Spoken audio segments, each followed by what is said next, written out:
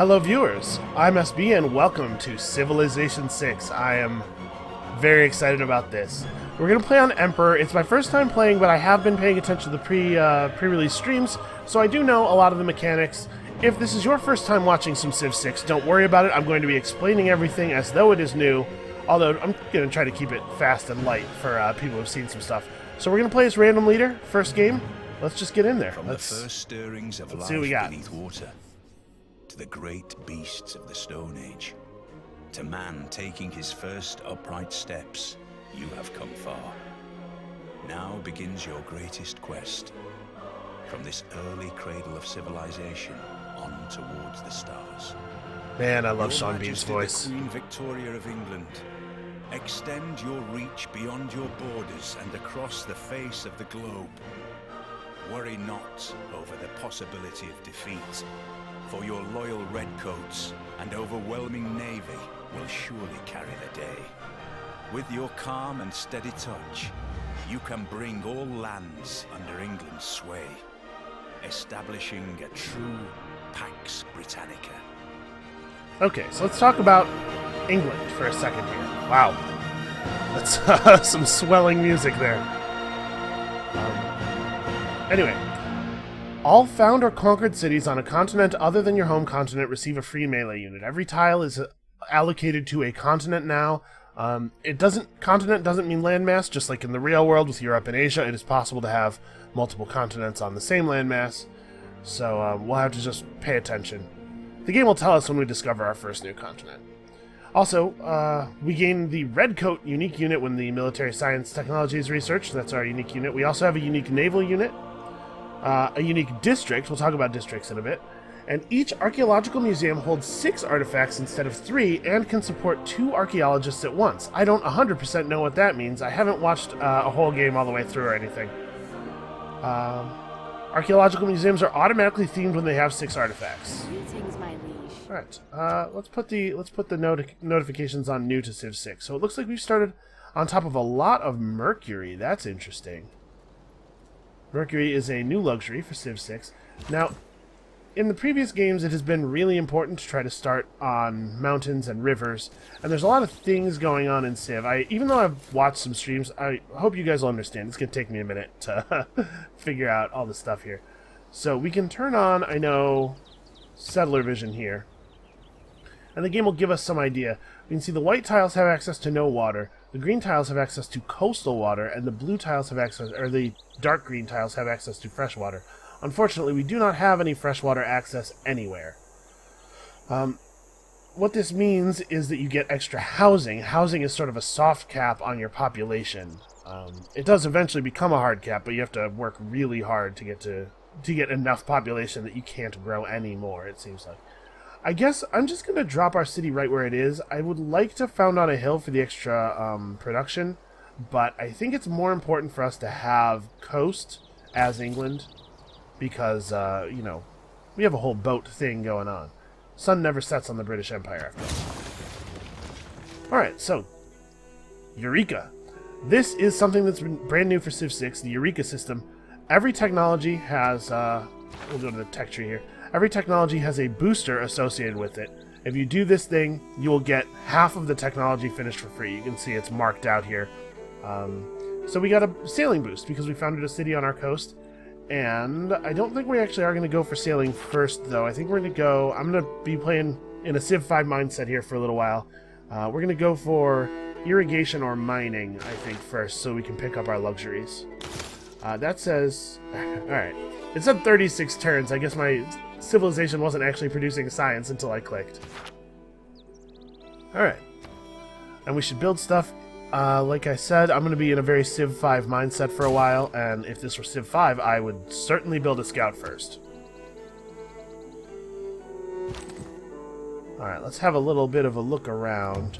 So, oh, barbarians right away. And that's a spearman, which is more powerful than a warrior, so I'm a little concerned. Okay, so barbarians, this is a barbarian scout over here. Barbarians now produce scouting units, like a player does. I'm going to move right up on it.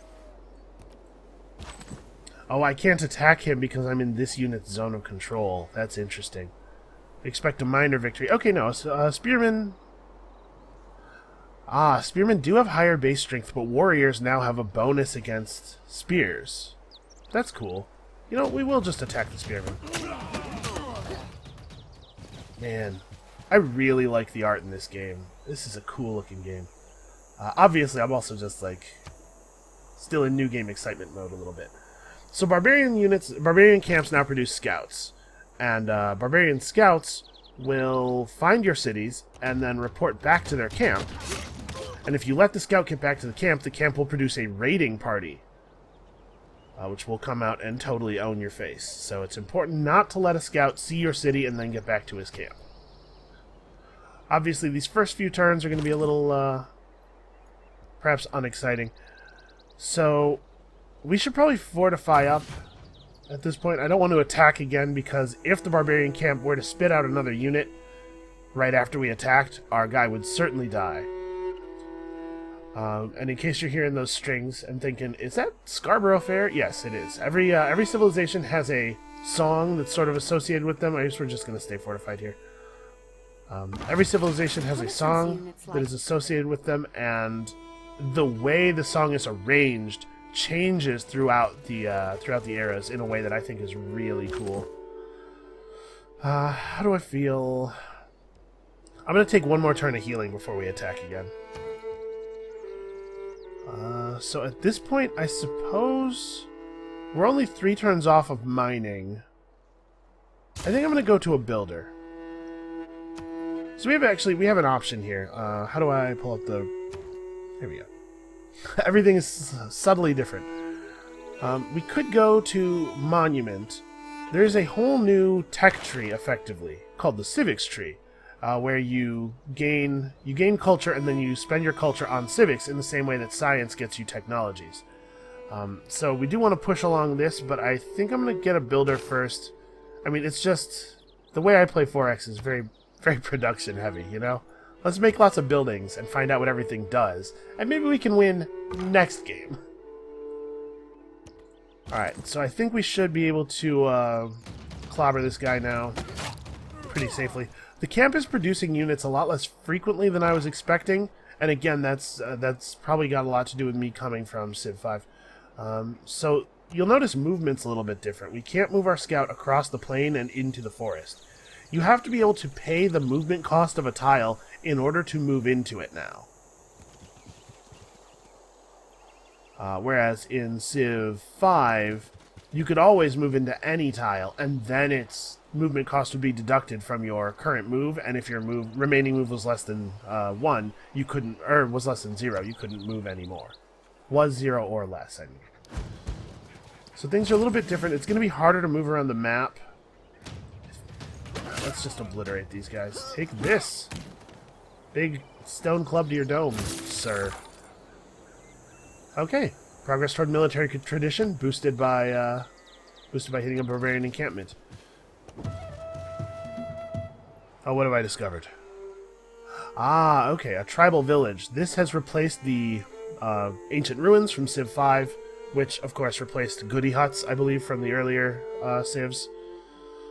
Our warrior has a promotion available, too. I should have spent that. So, I'm going to pop all these little notifications. Oh, no, a barbarian scout from the south. Our warrior's got to get back home, then. Ah, crap. Who deserves more credit than the wife of a coal miner? Okay, this might be a bad start already. We're gonna head toward this thing in the desperate hope that it contains maybe another unit. That would be cool. Alright, so let's have a look at the tech tree. We can get a boost to astrology if we find a natural wonder, and that'll allow us to start getting faith buildings. The religious game is all kinds of different now, but we'll worry about that when we worry about that. I think we might want to... Pottery gives us access to the granary, which gives housing. Now, housing is very important. We need irrigation to get our wine, and to boost irrigation we need to farm a resource. Do we have a resource that we can farm without learning our irrigation? It actually doesn't look like it. It looks like we might just have to eat the full research on that. That's fine. That's not the end of the world. I've seen a lot of people online going like, "Oh my god, if now you have to get all the boosts. The only way to play the game is to get all the boosts." But I mean, that's not the case. In any situation where getting the boost would cost you more effort than just finishing the whole research, it's obviously better to just finish the whole research. So we're gonna get wheal pretty soon here. Rice and wheat gain +1 food each. City must be adjacent to a river, so we don't even have access to that. I might just want to go to bronze working. Well, actually, we don't need spearmen. Spearmen are not actually better than warriors at fighting warriors, which is kind of an interesting change-up. Maybe we should go to animal husbandry. We do have deer nearby.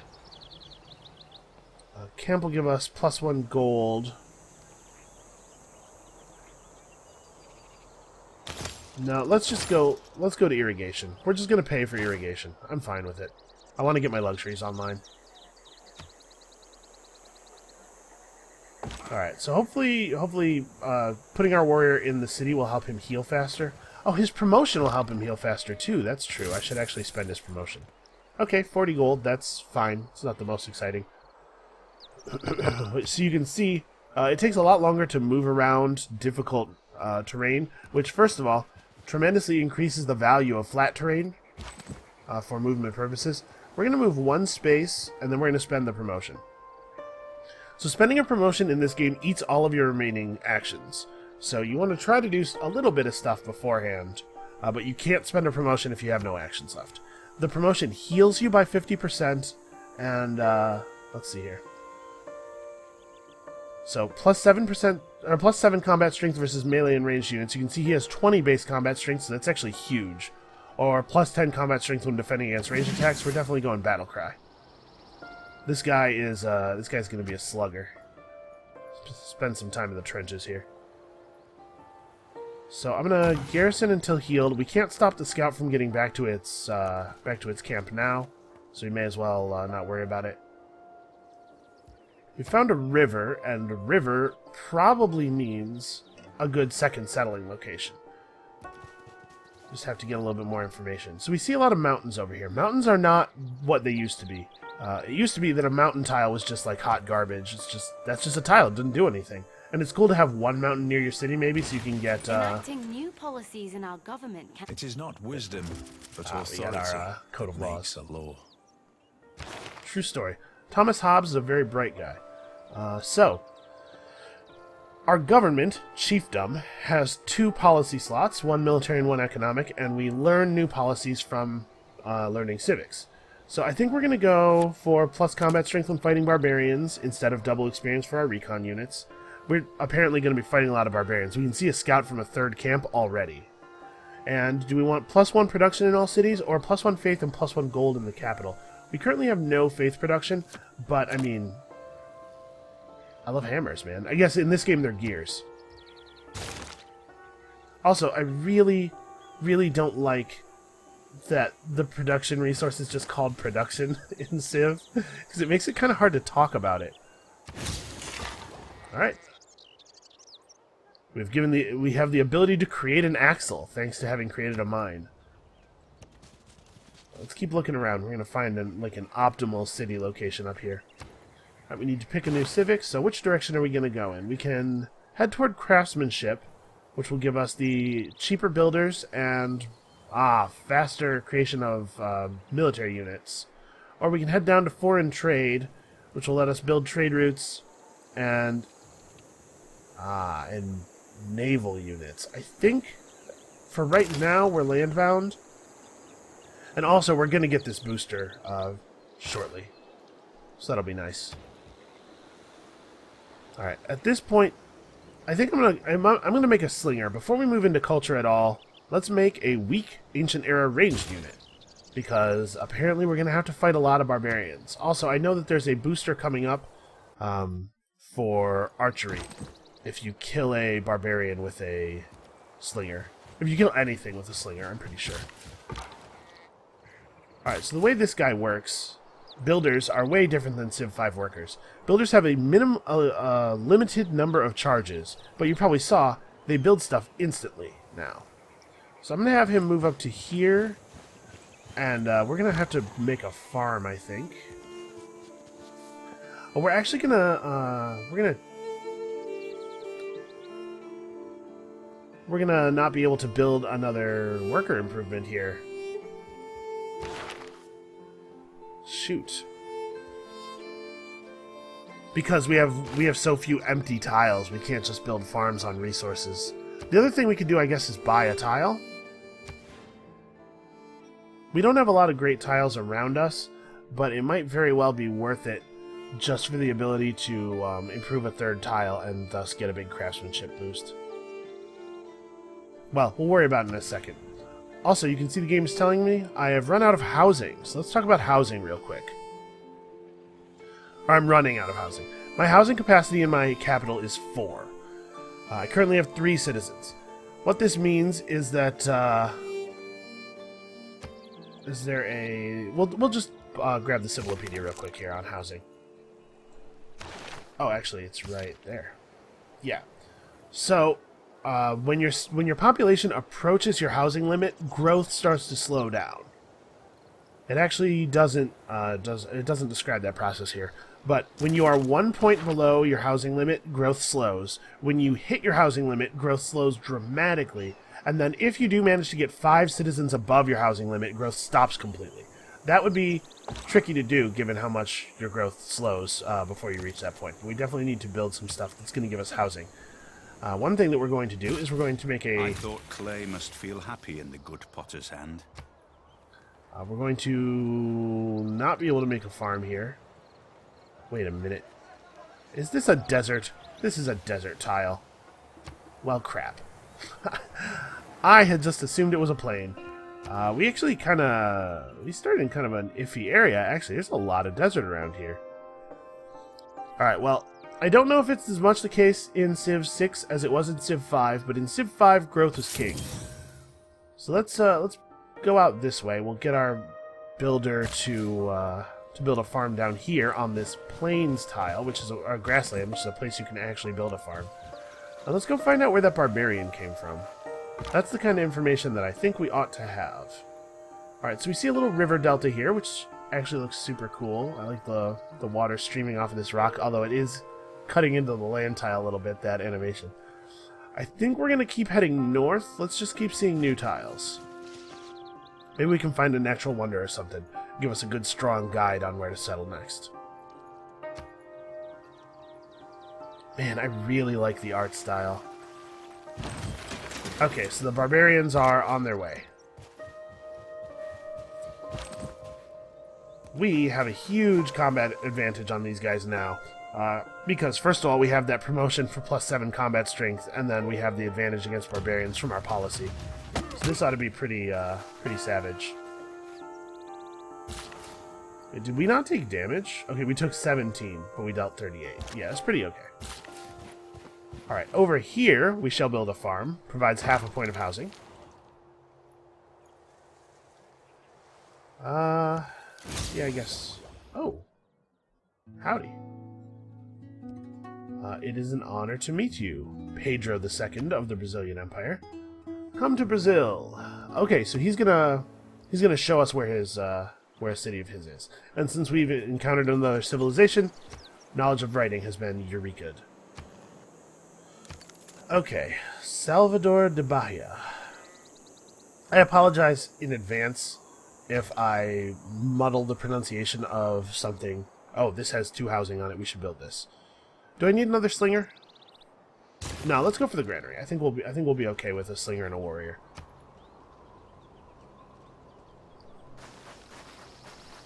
Oh, they have slingers of their own.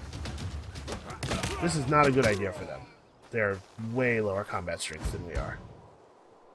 Uh-oh. That guy definitely sees our city. Okay, well, let's finish off the warrior.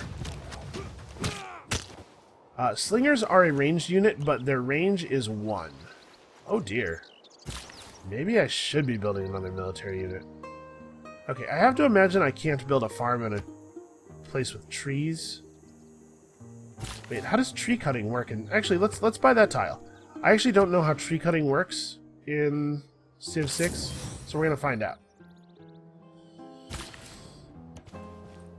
Oh, well, moving into the tile, of course, costs 2 move. That's, that's true. That does end my turn. Ooh, what is this resource over here? We've got some tea. And he has horses. I want horses. Alright, so I'm not happy about this. There's a barbarian camp somewhere up here. Yeah, so you can see the slingers have very limited range. Our warrior's kind of getting his ass kicked. Oh, and that scout moved in, so every space around me is now zone of controlled. That was a pretty good play on that scout's part. Do I have 1 HP? I do. I have heard that the barbarian situation is very different than it used to be. Barbarians are a much bigger problem. Okay.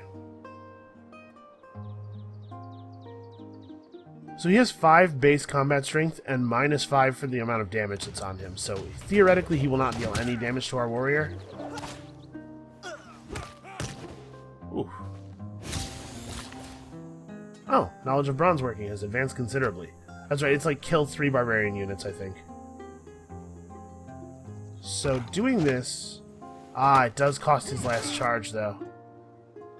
Alright, we're gonna have to build some more builders, unfortunately. The three charge builder is the thing that's gonna take me a while to adjust to. So where's our scout's XP meter? Down here. Okay, so you can see he actually got some XP for meeting Brazil. Your scouts don't have to solely engage in combat as a way of gaining XP now, which I really appreciate. It makes the recon units a lot more interesting. And of course they have access to a line of promotions that does lower their movement cost across various types of terrain. Also, you'll notice this is a little different than things were in Civ 5. Player borders are permeable by default. It's not until you actually research a technology that people can no longer move for free through your border. Alright, can we get this kill? It looks like we should be able to. Cool. He's fine where he is. This is just notifying us that our unit died. Okay. I'm gonna have to learn the graphics for all of the notifications. Alright, so we're gonna keep heading this way. We know that there's a barbarian camp over here somewhere. Also, I want to say I really love the hand-drawn map thing. The Fog of War looks like a hand-drawn map. It's really cool. Okay, so we finished our housing structure. We need a builder and another warrior at the very least, like right away. And, you know, it's about this time of the game. It's usually where I'd be thinking about my second city going down, but it looks like we have a lot of things to do. Let's make this happen.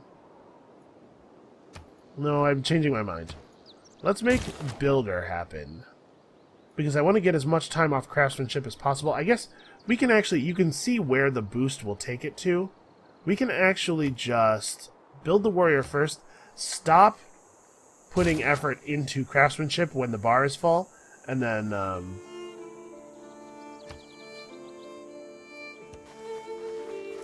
just let it finish the other way. We'll go to the other policy that's available to us in the meantime. It's going to be really important to know when you can reasonably hit a Eureka and when you can't. We do need to find this camp. I don't know that I can necessarily fight it with just slingers, but I do know that I want to know where it is at least. One thing that drives me a little crazy about Civ 5, and it looks like it's not different here, is the way that it just like grabs your camera all the time and brings you places. I really would prefer if there was just a button, like in Endless Legend, that says, you have units that don't have, that still have actions left, and you can just click on it to go to the next one, but I don't want it to do it automatically. Will you receive our diplomatic delegation in your capital? Okay, so if we tell him, if we do this, I think we might get a little bit of money, but he gets to know where the cap is, and I'm a little nervous about that, because we're having some serious military issues. You know what, we're only playing on Emperor. Let's just find some stuff out. let's find out what happens. Uh-oh. Okay, I'm a little concerned about that. Our guy only has 10 combat strength, so... I'm sad that we lost our promoted unit. I definitely underestimated the danger that was posed by all these barbarians. So it looks like we are just about clear on craftsmanship. When we improve a third tile with this guy, craftsmanship will finish. So we're going to move to foreign trade now.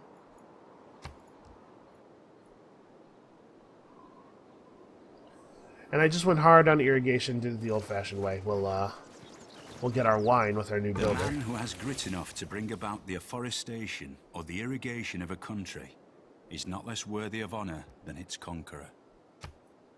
I agree. Okay, so you know what? I'm gonna turn the scout around. It looks like Brazil is going to distract these barbarians, and I'm going to allow them to distract the barbarians. I like the fact that the zone of control is actually marked on the map now. In Civ 5, it was sort of a... It was invisible, and you just kind of had to know that it was a thing. Alright. Well, writing's been boosted. Science just seems awfully important. Let's give writing a go here. We'll get animal husbandry. We will. I swear. Actually, let's go ahead and queue these up.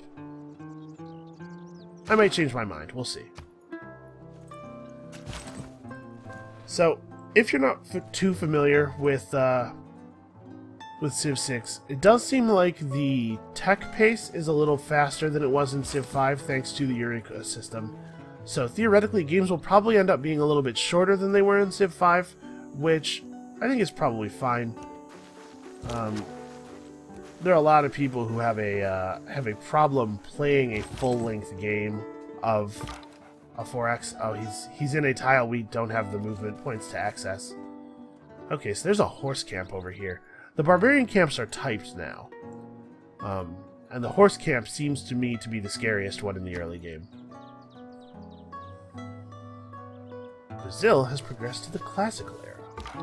So there's a whole gossip system now that allows you to sort of simulate court intrigue. I do not really know the implications of it yet. This is a minor defeat. I'm gonna hit him. I don't know if there's still like a lot of variance.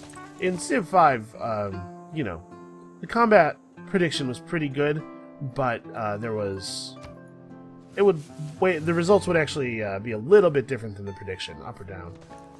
So this one on here denotes that this unit has one promotion, I believe. You can just see that right on the unit card now. Jeez, there are so many horses. Alright, he can't attack anybody. Our slinger gets to shoot at the scout a little bit. I still don't feel that I know where the barbarian camp is. It could be south or it could be west.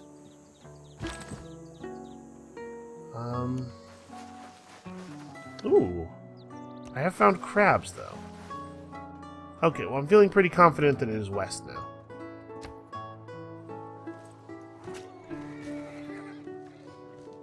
There's some combat going on over here. Brazilians fighting the barbarian horses.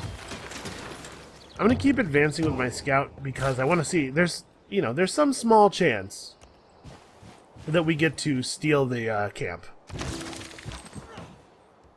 Right. Skill without imagination is craftsmanship and gives us many useful objects, such as wickerwork picnic baskets.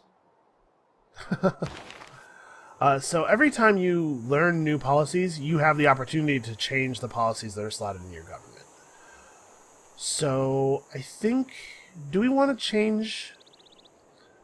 I don't know how this is pronounced. I'm going to say Agoge, maybe? This would be more valuable for potentially heading off Brazil.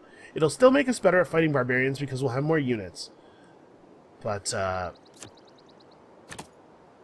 it's a little better against players, which is something I'm concerned about, obviously. Okay, we've discovered the camp tile. You know, I'm going to leave that scout alone. I don't care about him anymore. My impression is that the scouts themselves are not actually dangerous as far as being able to attack your stuff. So if we obliterate the camp that he's from, I think that kind of takes his power away. Alright, we probably should have settled earlier, honestly.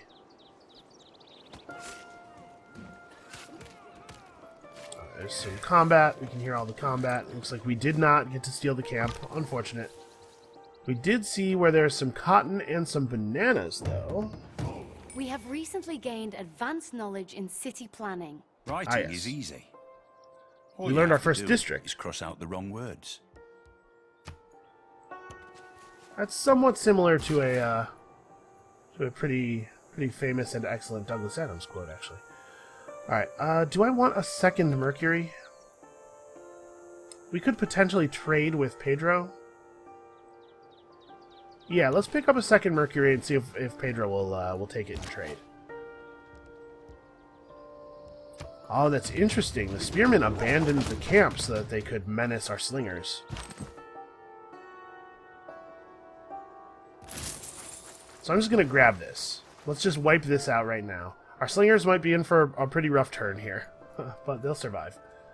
Alright, so hold on. Let's check out our civics tree. Now that we have craftsmanship, we can move straight into military tradition. +2 great general. Oh, we don't even have a purple slot yet. Or plus production of cavalry units, or into state workforce, which gives us production toward wonders on unit maintenance reduction, so you can afford to have a larger army. It's interesting. Where we're headed in the near future is over here to political philosophy. You can see this unlocks 3 new government types with different allotments of slots. So I think we will pick up foreign trade, though, because trade route units are probably pretty good. They were pretty good in the last game. We do need to pick a new tech. Well, actually, we need to decide if we just want to keep doing this thing that we're doing here. So you have access to currency now, which of course would give us market and the commercial hub district. We'll talk about districts, I guess, right now. So we can now build a district in our city, right? The campus. So a district is built on an actual tile, kind of like in Endless Legend. But each district in this game is different. They do different things. And for example, the campus doesn't tell us all of its bonuses right on the card here. It does here, though. Okay. So, first of all, it gives a great scientist point each turn, just for existing. Secondly, it unlocks the building of a bunch of different types of science-y things. They'll get built in your campus. And then also it receives, most of the districts get extra resources for other adjacent things. So, +1 science for each adjacent mountain. You can see the mountains have different types. It's grassland mountains and plains mountains, all of that stuff. +1 science for every 2 adjacent rainforests, and +1 science for every 2 adjacent districts. The city center itself is a district, so if we built our campus next to our city center and then built another district nearby, we could push our science production up. I'm going to finish the settler, obviously, but we will be building that campus pretty soon because science is tremendously important in these games. I've yet to play a 4X where science wasn't of incredible value. Is that another camp? I think we see a second camp.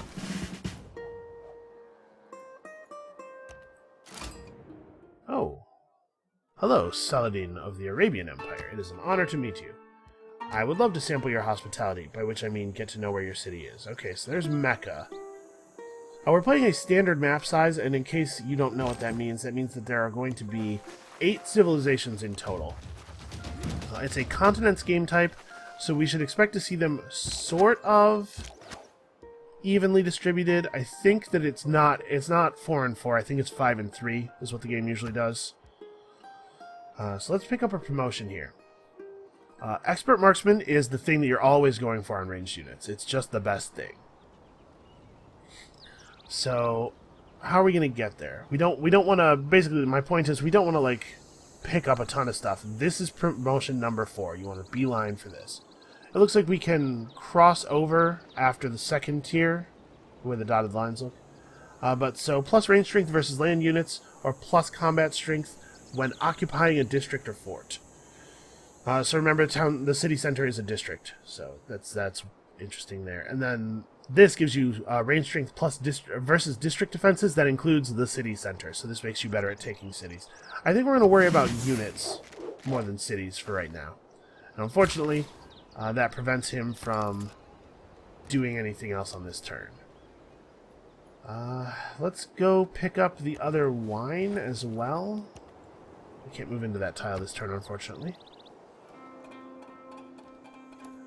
And then we'll see if we can maybe make some trade with the other players for our bonus luxuries, our extra copies of luxuries. Okay, not spectacular work, guys. These other ones smell blood in the water.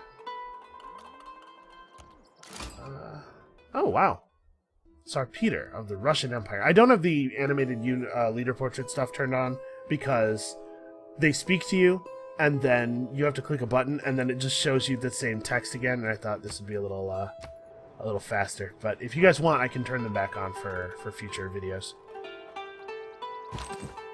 I think we're going to use our slinger to... Actually, I think we're going to run away. Let's try to keep the slinger alive. Our warriors will trivially kill these guys. And now the spearman can attack our warrior. He cannot attack our slinger. I'm kind of wishing that I had left that plus combat strength against barbarians policy on. Ah, you see, he's got a solid outline border, not a dotted outline. He has the technology that makes your borders closed. It looks like Pedro's picked it up at this point, too. We're the only person who doesn't have it. On Emperor, you expect the AIs to have a little bit of a tech boost on you. A little bit of a lead. Alright, so we built a number of improvements in London, and we can see London is now up to 7 housing capacity. Alright, at this point I'm going to stand and fight. Because we can put both of our units into it.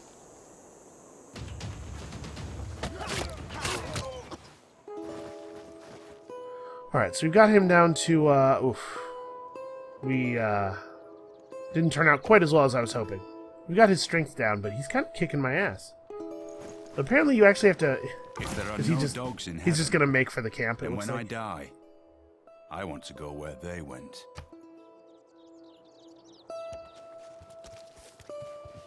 Alright, so we see a lot of units. Is this another Arabian city? It looks like from the border colors. You guys are available for a promotion. I think that we will move one space and then promote, like last time. We're going to pick up Battle Cry for the same reason we picked it up before. And then our slingers are going to chase these guys and just pick away at them. We should be able to kill him next turn with our warrior and then clear the camp. Alright, our builder has 1 charge left. I suppose we should go build a farm on that tile that we cleared earlier. Alright, let's have a look at diplomacy with the other players. Alright, so every leader has 2 agendas now. Every civilization has 2 agendas. There's one that's connected to their leader that's always the same. So Pedro will always have Patron of the Arts. He likes civilizations who are not competing with him for great people, and he will recruit great people whenever possible, and he will be mad at you if you take a great person that he was trying to buy. Because great people work totally differently. We'll talk about that when we get to it. And then there's one hidden agenda that's random each game. So we have an access level that's determined by our... determined by sort of that courtly intrigue model that I was talking about earlier. That stuff comes in later. We don't have any gossip right now. But let's just see if he will trade us for some wine.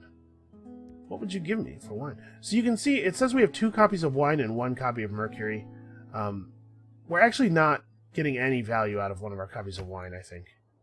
He'll give me 10 gold plus 5 gold per turn for 30 turns. That's a lot. Yeah, sure. Seems fine to me. He has a relationship with an unmet player. Okay, so you can see he's unfriendly with these 2 and he has no particular feelings about Saladin. Or is this... I can't tell if this circle is down and to the left of Saladin or down and to the right of unmet player. Oh no, it's okay, they're also...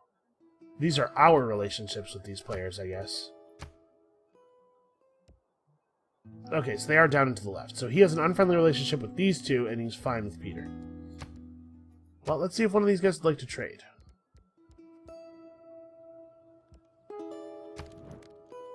How about... You know, I don't even know what we're using all of this gold for yet. Hold on. Like, how expensive is it to buy stuff in this game? If I wanted to buy out a campus, can I enable a queue? Oh, there's a whole separate tab for purchasing now. Okay, so we have enough to buy out a monument. It looks like the cost of things are pretty similar to what they were in the last game. You know, I will just purchase the monument. That seems like a fine use of my gold.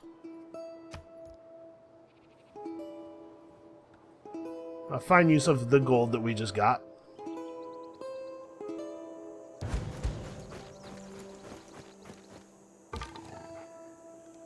Alright, so we definitely want to keep exploring. We want to find natural wonders if possible. We want to find other players. We want to find another continent, because we get a boost from that. Yeah, this is the scout from this camp, I think, so we don't actually have to worry about him.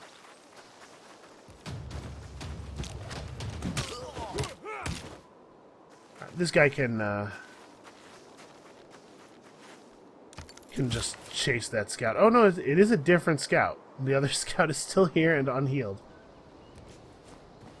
I think that we should be safe from the scout here. If not, we'll just kill him and get our builder back.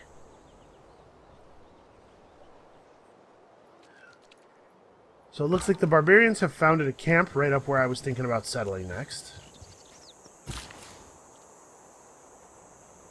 You just use your charge so that there's nothing for him to capture.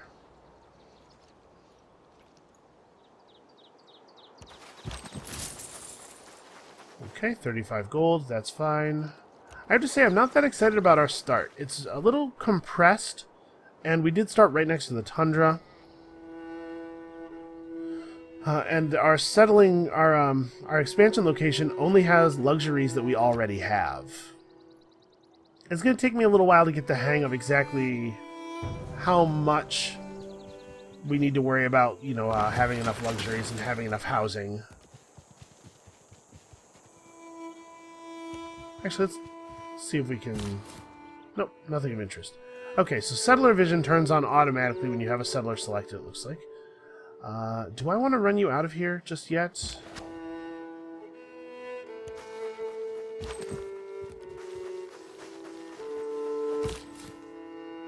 I think we'll be fine if we go to here. So obviously freshwater is great. Freshwater creates lots of extra housing in your city. Lots of free housing.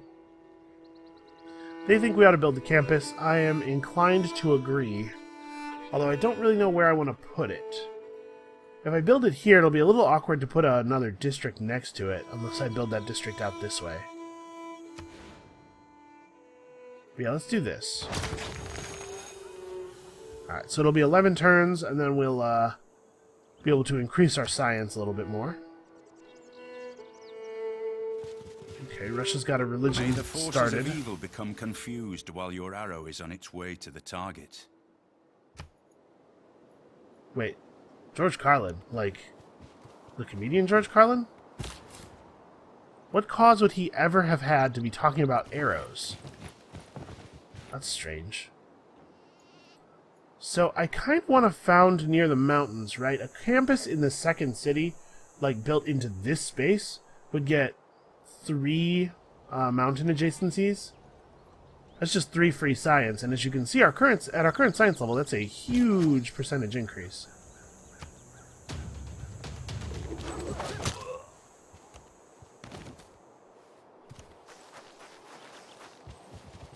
Alright, it does seem like units level up from combat pretty slowly.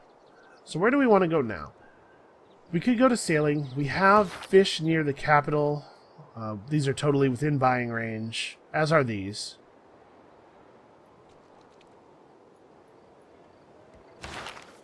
How much do we really need boats at this moment, though? Maybe we should try to go to astrology, see if we can get a religion going. I'm not 100% sure what's important in this game. We do have access to bronze working. We could build our encampment district. We could find iron. Basically, we can just move toward making ourselves a little bit more militarily impressive. You can see our unique district is over here. Improve 2C resources. So, hold on. Where do we learn embarkation? Is embarkation a thing that units have by default? It looks like it might be. Or it could be in the civics tree, maybe? I have watched some streams, but I don't know the positions of everything just yet. We're going on an adventure of learning together. I think I am going to pick up bronze working at least. Let's get the ability to make spears in case somebody comes at us with horses. It's a free builder. All builders can build one extra improvement. Okay, that's interesting. Wonders work a little differently now in that wonders are districts. Again, kind of like Endless Legend. So you have to have space to build them. That's the positive aspect of trade, I suppose. The world gets stirred up together. All right, let's have a look at our let's look into our policies here. I think I actually still want to keep this in place. But do we want to change our economic policy? We could push hard for trade route income, but I don't know that we really need it. We're doing okay on income. I kind of think I want to just keep things as they are. Let's see everything we can see over here up to their border. I don't think we're going to bother trying to get any open borders or anything from them. Uh-oh, I'm becoming concerned about my ability to evade these barbarians. These guys are aggressive in this game. Alright, so we've got foreign trade. We have access to trade units now. We can see the position of people on the different tracks, so we can see that we are behind, basically, is the main thing to glean here. Early Empire, grow your civilization to at least 6 population. Early Empire is what closes your borders, I believe. Yeah, unlocks the ability to enforce borders. It also gives us access to cheaper purchasing and cheaper settlers. Cheaper tile purchasing, this is. The Oracle makes it cost less to buy great people with faith. And districts in the city provide extra great person points. That seems powerful. We don't have access to any slots for these purple things just yet. We have to found a pantheon to get the boost on this, which means we'd have to actually get some faith coming in.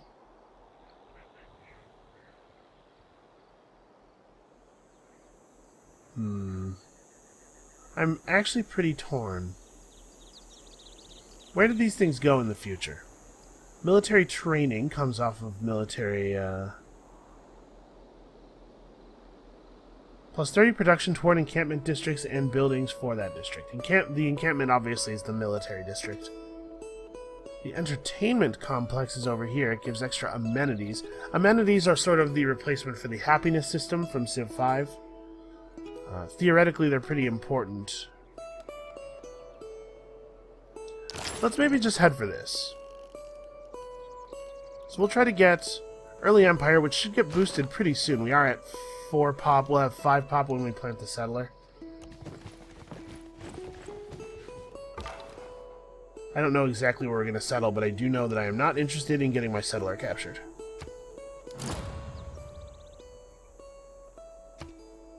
Somebody has completed Stonehenge. Okay, Stonehenge gives you a free great prophet in this game, so that guy will be founding a religion immediately.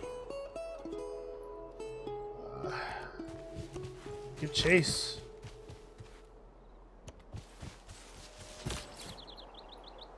Uh-oh. So you have to move into a tile that he's not going to be able to afford to move into. I think I'm going to try to found on this hill, on the coast, on the river, right? That seems pretty sensible. Although I guess that's a barbarian encampment. It's a barbarian encampment last we knew. I don't know if the thing updates in the Fog of War. It might not be an encampment anymore. Someone could have cleared it by now. Alright, we'll go and check out what's north of Baghdad, I think.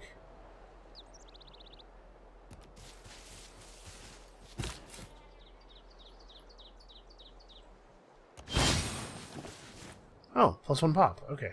And now we can see that this is definitely still a camp.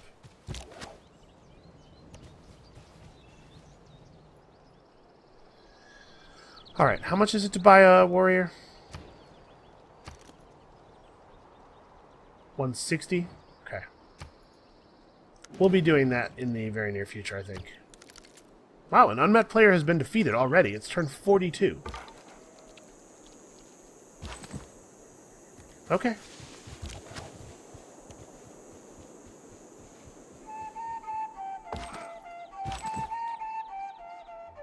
So I think that there's no good reason to move our settler up right now. I think he just gets grabbed, right?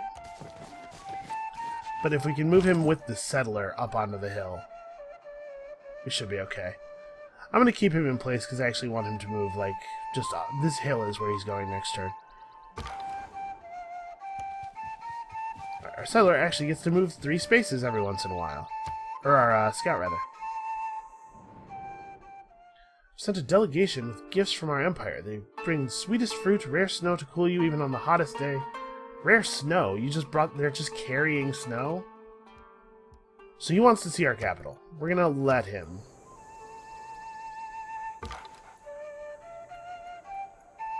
We're gonna buy a warrior, like I said. Try to wrestle a little bit more control over this territory. Or... no, let's save up one more turn and we'll get a proper archer. Oh, hello. So there's a barbarian naval camp somewhere nearby.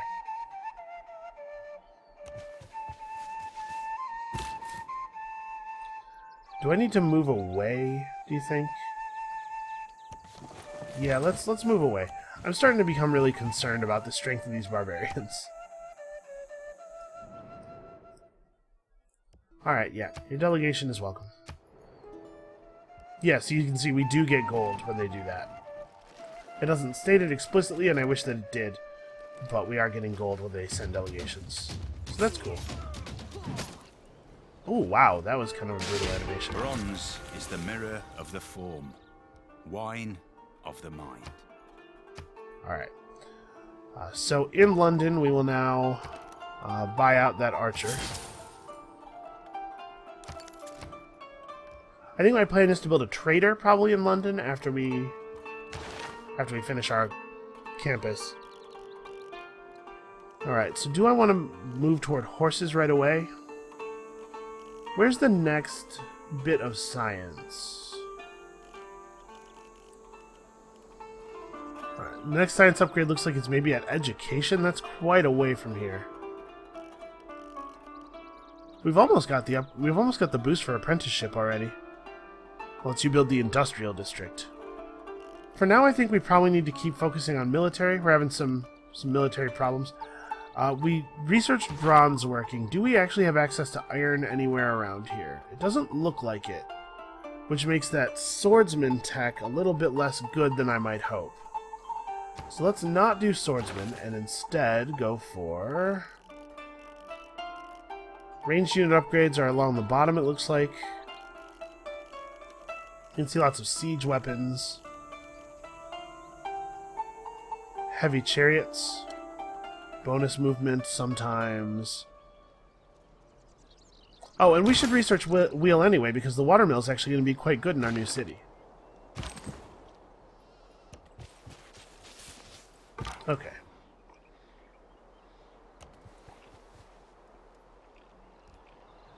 Yeah, we're way behind on settling. Oh man, this is something I wanted them to implement in Civ 5 so badly. You can have a non-combat unit go into escort formation with a combat unit, and they'll just move together. You don't have to issue separate move orders. It's a little thing. It just saves, you know, a couple of clicks here and there, but I really appreciate it. Yeah, so he's decided he's not interested in this fight anymore, and now we can move our guys as a team forward. And if we can get him to cede that hill, if we can get him to go back to his camp, then we will settle the city. We're just about to have our campus. So I do want to say there's a pretty good chance I'm going to lose this game. Everybody just be prepared for that. Your people are starved for knowledge and beauty, and yet you ignore science and art. I'm not ignoring it. I'm working on it. So we're getting trash talked a little bit, and that probably ties into that leader's agenda. So let's have a look at what Peter's deal is. Oh, okay. Bring our first district online has given us a boost to state workforce. That's cool. I don't know if they used the phrase "bringing online" in 2160 BC. So what's Peter's deal? Peter's a westernizer. He's friendly to civilizations that are ahead in science and culture. He dislikes people who are behind him in science and culture. And so we are unfriendly, possibly due to the fact that, you know, we're failing his agenda. So I appreciate that the diplomacy is a little bit less opaque in this game. Interesting. So you can turn production into science and great scientist points now that we have a campus. Also, now that we have a campus, we can build a library in that campus, and +2 science is pretty significant at this point. I did want to do this, but I think it's really important that we get, you know, crabs and... Am I wrong? I don't know. I don't know if this is actually right. Maybe I'm overvaluing the fact that there's an extra luxury out here. Oh, in fact, crabs are not a luxury. They're a bonus resource. Oh. Interesting. Maybe I do want to do more of an inland an inland hill settle then. We do already have river access or ocean access. And you don't have to build a city adjacent to the coast to build boats out of the city anymore, because now there's a district you can construct that allows you to build your boats. So you can build near the ocean, and then build your campus out onto the ocean.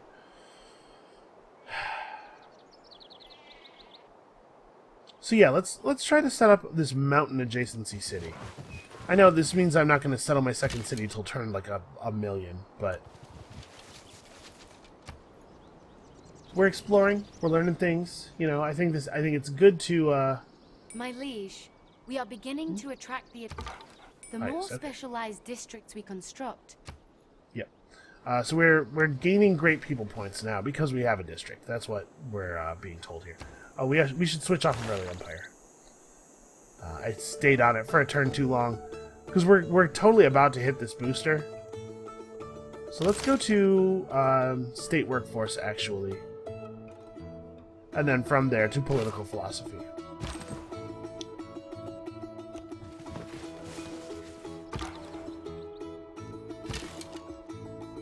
Alright, here we go. This is what I was looking for.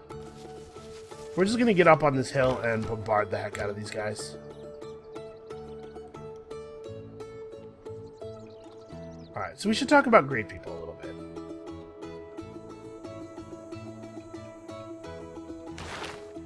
So, there are lots of different types of great people. All the same types that we had in Civ 5 are represented here.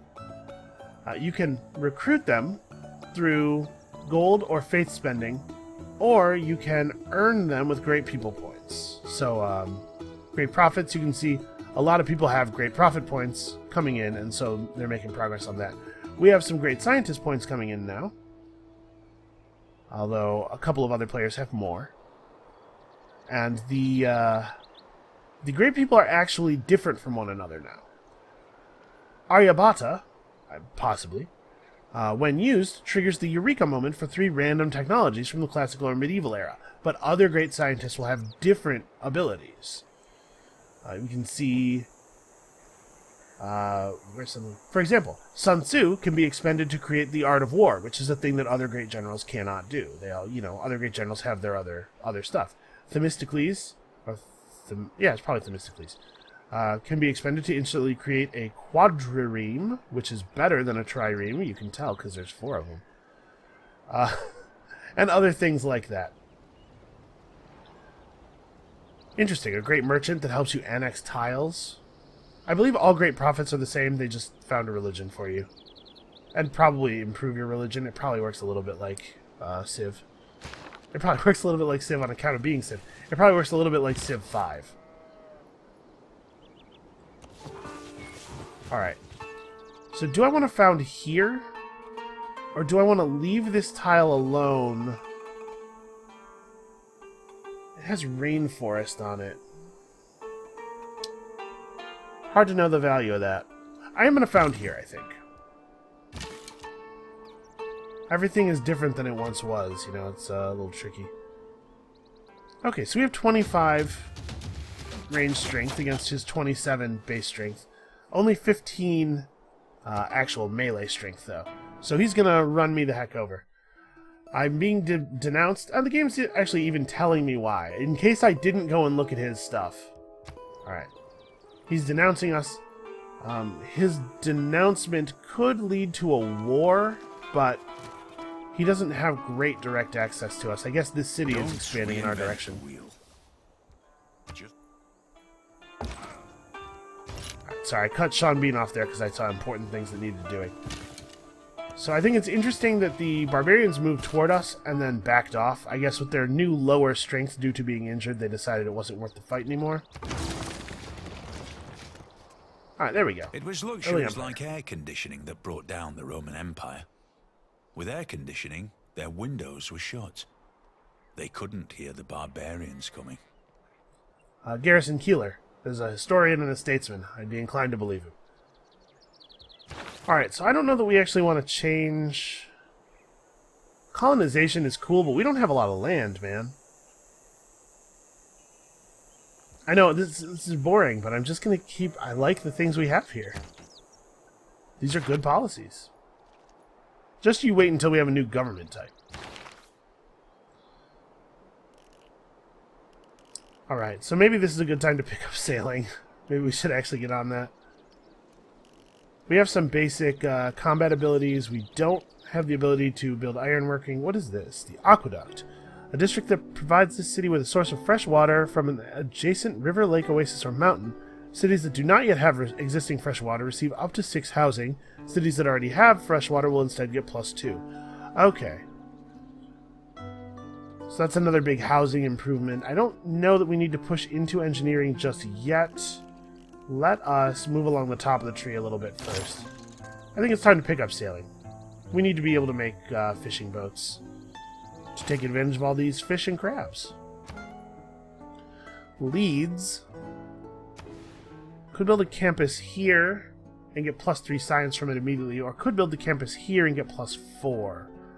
I'm a little nervous about building it here because it's so far forward. If Brazil were to declare war on us, it would be really easy for them to pillage it.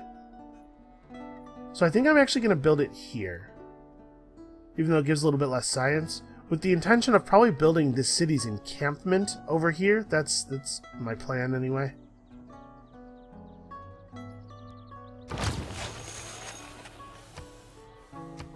Alright, and we'll... I know that that's going to go slowly at first, but obviously more citizens will get born. Our scout is running out of things to scout without open borders. We started in a pretty tight position here. There's not a lot of land to go around, especially when you consider that Civ 6... I will look elsewhere in the future. I will not forward settle you again, I promise. Because where would I even do it? Yeah, and then this city can get access to the ocean pretty easily if we just acquire one of these 2 tiles and build our harbor there. So actually I feel pretty fine about this move. Except that it took me so long to do it. That's the only part I really feel bad about. Yeah. Go, guy. I guess we should try to get back toward our territory. We might have to ask for open borders somewhere.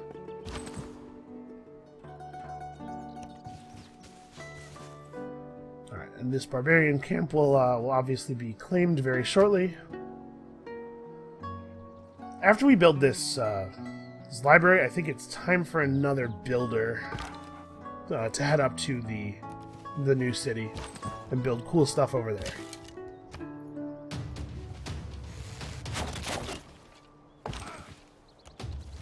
Alright, that should be the end of that. I do not know if it is the case in Civ 6 that units are capped in the amount of experience that they can gain from fighting barbarians. Vessels large may venture more. It was the case in Civ 5, obviously. You can only get your level so high from killing barbarians. 230 for a builder, so we're not terribly far off. We might just build it, though. I don't know. We'll see.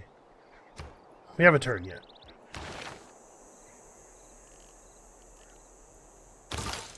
Alright, let's head to Celestial Navigation. It's going to require us going through Astrology. I was kind of hoping to get the booster for Astrology, but no such luck.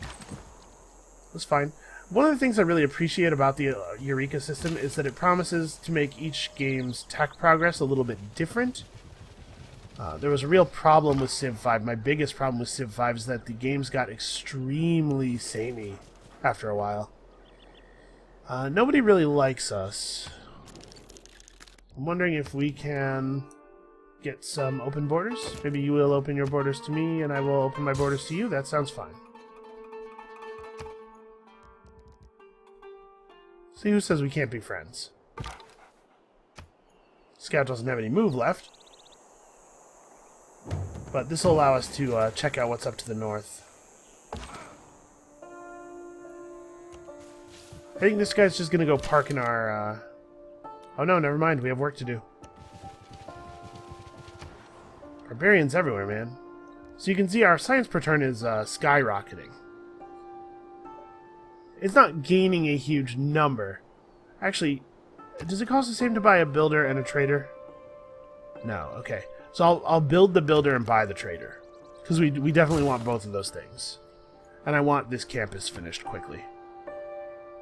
Oh my, would you look at that? It's already been an hour. Okay, well we're gonna... begins with a strong, well-educated workforce. Well-educated is an important part of that.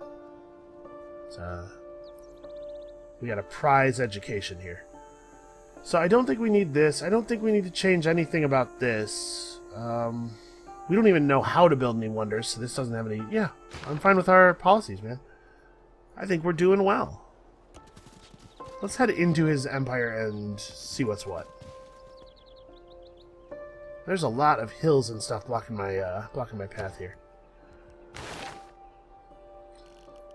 Alright, political philosophy. Let's earn some new government types. Meet 3 city-states. Oh, I wasn't even thinking about that. I have not seen a single city-state. This is maybe a little bit anomalous. I don't know, this might be a weird game. Anyway, what I was saying about ending the video is, let's deal with this barbarian camp, and then that'll be a nice closing point. Maybe the only reason I haven't met any city-states is because I've been so hedged in. Our city-state Indeed. neighbors have made a request of us. So, city-states are a whole slightly different system. You now get envoys with city-states. You get an envoy with a city-state immediately if you are the first player to meet them, and then you get one for each quest that you complete. And then also, there's influence points. We're getting +1 influence per turn. And as you can see, when we hit 100, we'll gain an envoy that we can then send out to any city-state that we know. If we have an envoy with each one, there's a bonus. There's another bonus for 3, and another bonus for 6. And then there's a final bonus for being the suzerain of the city-state. Which means that you have at least 3 envoys with them, and also more envoys than any other civ. And each city-state has a unique suzerain bonus. So, Toronto here, regional effects from your industrial zone and entertainment complex districts reach 3 tiles farther. I don't actually know what that means, because I don't know what the regional effects of those things are. But we can see we get production from being friends with Toronto. It would be cool if we could maybe meet some more...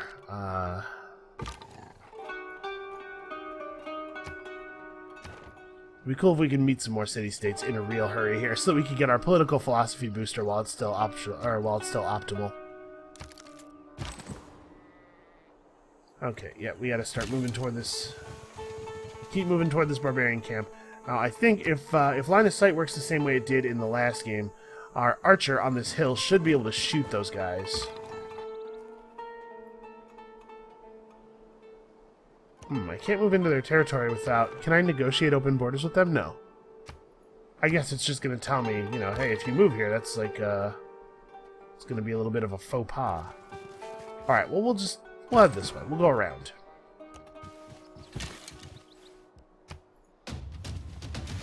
Alright, and if this is anything like last time, our archers may be able to push these guys back all by themselves, just the threat of further arrows to the brain. Oh, what was that?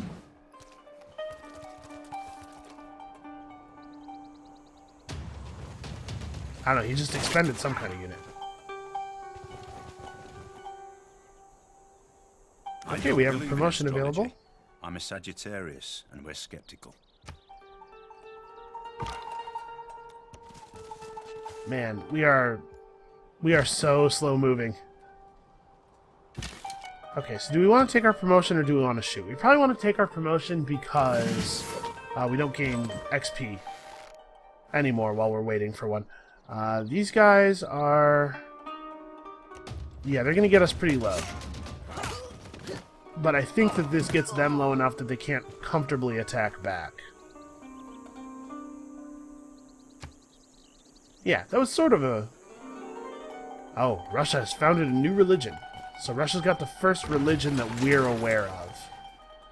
Somebody else has one already, because we know there was a great prophet built. And they wouldn't build a great prophet and then not use it, I think.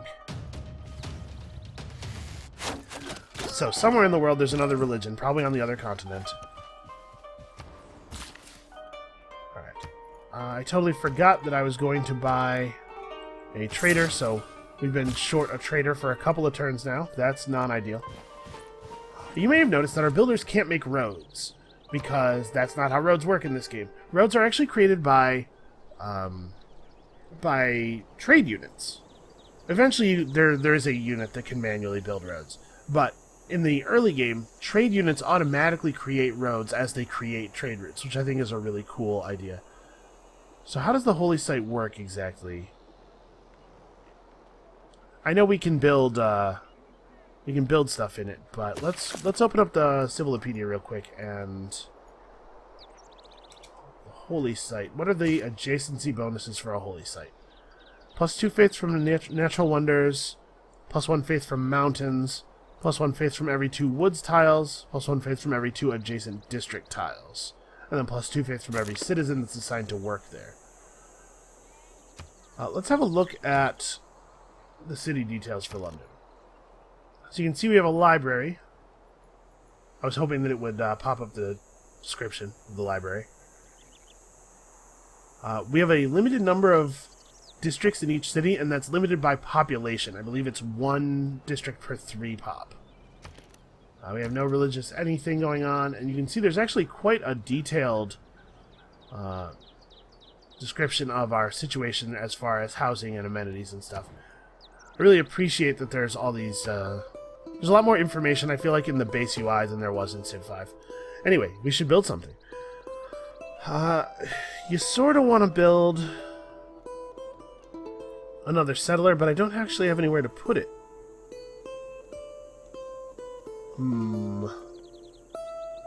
We could go short-term campus research grant, but I think it makes more sense to build a holy site. It's just that we don't have a really compelling place to put one. These locations have plus faith because of the woods surrounding them, but we don't have the money to buy them. It's actually, we don't really have a good place to put that. Well, let's put down an encampment. Because remember, the encampment will give us an extra science out of our campus, because it will now have 2 districts adjacent to it. So that'll help us train military units. They train in the encampment rather than in the city center once you have a city center, so they'll be a little closer to the action this way as well. Oh, okay. I will imagine all those amazing things, sir. Brazil just declared war on Toronto? Oh no! I'm in no position to have any effect on that. Also, I sort of don't care. That's definitely a real thing. Pedro has finished the Oracle. Okay. Well, our land is looking pretty safe, but I have to say, I definitely feel a little bit behind on advancement. I suppose we should send some scouting up this way. Alright, so we have now trade routes. You can send food and production right away. Now you don't have to have any special buildings to do it. And ordinarily, I would say that that's the way to go. But it really is. It's not a lot, is it? It's just one of each. We could get, like, gold and faith. Maybe he'll like us better if we trade with him. Let's go ahead and... Well, hold on. Leeds has how much? 8.4 industry and 5... I'm just going to say industry a lot, probably. And 5 food. It is a significant... I mean, it helps with our growth, right?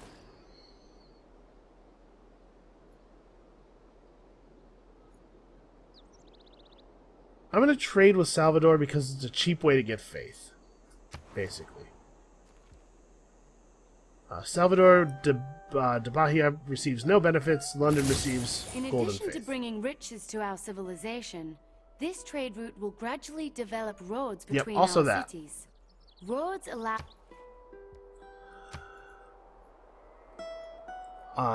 The road from London to Salvador de Bahia will necessarily go through Leeds, just the sort of the shape of the terrain. So that's an added bonus to doing making that trade route choice. All right, well, that's going to be it for this episode of Civilization 6. Let's play Civilization 6. I hope you guys are excited about this. If you are, you know, likes and comments and all the YouTube stuff. If you have any suggestions for things you'd like me to try, or suggestions for, you know, whatever, just leave it in the comments. I do read all the comments. I'm still small enough that that is a thing that's feasible for me to do. And come back next time, probably, honestly, later today, for hopefully a little bit more growth. And we'll see you then.